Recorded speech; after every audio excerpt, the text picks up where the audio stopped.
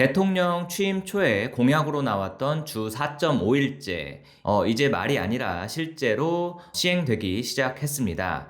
정부 예산도 편성이 됐고, 금융권과 공공기관에서 이미 근무 시간이 줄어들고 있습니다. 그런데 여기서 한 가지 중요한 질문, 모든 업종에 이 시스템 도입이 과연 가능할 것인가? 병원과 요양시설 같은 돌봄 현장은 과연 가능할까요? 먼저 분명히 짚고 가야 할 게 있습니다. 주 4.5일제는 아직 의무적인 법이 아닙니다. 모든 기업과 모든 직종에 의무적으로 적용되는 제도가 아니라는 거죠. 근로기준법상 주 40시간, 주 5일 근무 체계는 그대로죠. 하지만 그렇다고 해서 이 정책이 일시적으로 해보고 마는 그런 정책도 아닙니다. 정부는 올해부터 주 4.5일제를 정책 실험 단계로 공식 진입시켰습니다. 정책의 이름은 바로 워라밸 플러스 4.5 프로젝트입니다. 워라밸, 일과 생활의 균형을 말하는 것이죠. 이 제도의 구조는 비교적 단순합니다. 노사 합의로 임금 삭감 없이 근무 시간을 줄인 기업을 대상으로 정부가 현금 지원을 해주는 방식입니다. 즉, 주 4.5일제를 도입한 기업이 대표적인 지원 대상이 되는 거죠. 정부는 단순한 권고를 넘어서 올해 1월 1일부터 파격적인 현금 지원책을 내놨습니다. 구체적인 지원 액수를 보면 기본 지원으로 노사 합의로 근무 시간을 줄이면 근로자 1인당 월 20만 원에서 최대 60만 원까지 지급한다는 겁니다. 자, 만약 근로시간을 줄이면서 사람을 새로 뽑는다. 그럼 지원금이 확 뜁니다. 이렇게 신규 채용 시에는 50인 이상 기업의 경우는 월 60만 원, 20에서 50인 미만 소규모 기업은 월 80만 원까지 지원합니다. 또한 생명과 안전에 관련된 업종을 우대하는데요. 특히 병원이나 요양시설 같은 곳들을 말하는 거죠. 일반 기업보다 월 10만 원을 더 얹어서 줍니다.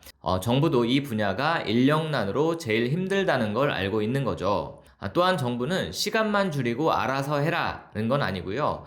일하는 방식 자체를 바꾸라고 독려하고 있습니다.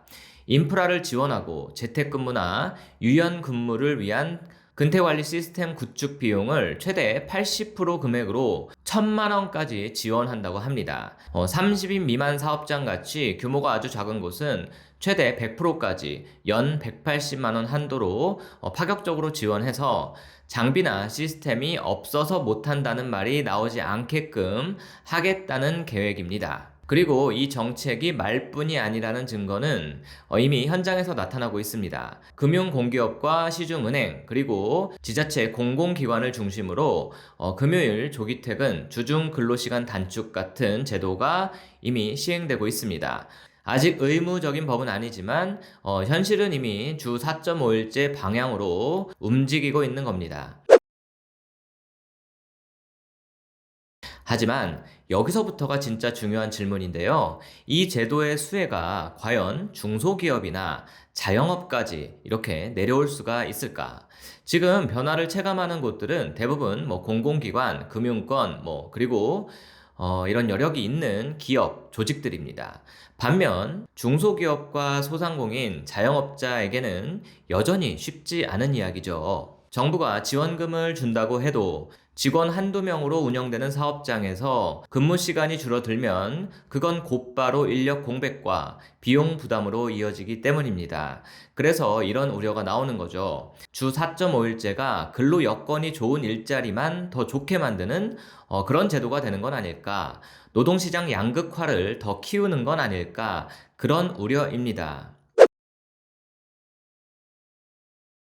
특히 가장 문제가 되는 업종은 바로 병원과 요양시설 같은 의료 돌봄 현장입니다. 과연 병원과 요양시설들이 이 제도를 수용할 수 있을까요? 정부는 생명, 안전 관련 업종의 특수성을 고려해 일반 기업보다 월 10만 원을 추가 지원하겠다는 대책을 내놓았습니다. 하지만 현장을 운영하는 경영자 입장에서 볼 때 이러한 유인책은 실효성이 현저히 떨어집니다. 냉정하게 수치로 따져보면 24시간 교대 근무가 필수적인 병원 또는 요양원, 이런 현장에서 근로시간 단축은 곧 신규 인력 채용으로 이어질 수밖에 없습니다. 정부가 제시한 신규 채용 지원금은 1인당 최대 80만 원이죠. 하지만 현장의 실정은 어떤가요? 예를 들어 요양보호사 1명을 채용할 때 발생하는 월 급여와 4대 보험료, 그리고 법적으로 매달 쌓아야 하는 퇴직적립금까지 포함하면 운영자가 부담해야 하는 인건비는 최소 240만 원이 넘어갑니다.